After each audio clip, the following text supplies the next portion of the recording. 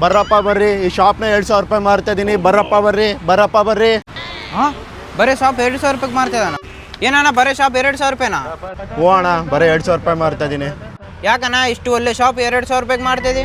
ಇಲ್ಲ ಅಣ್ಣ, ಮನೆಗೆ ಪರಿಸ್ಥಿತಿ ಸರಿಗಿಲ್ಲ, ಅದಕ್ಕೆ ಶಾಪ್ನ ಮಾರ್ತಾ ಇದೀನಿ ಅಣ್ಣ. ತಗೋಣ 2,000 ರೂಪಾಯಿ. 2,000 ರೂಪಾಯಿ. ಥ್ಯಾಂಕ್ಸ್ ಅಣ್ಣ. ಈ 500 ಇಟ್ಕೊಣ ಖರ್ಚಿಗೆ. ತುಂಬ ಥ್ಯಾಂಕ್ಸ್ ಅಣ್ಣ, ತಗೋಣ.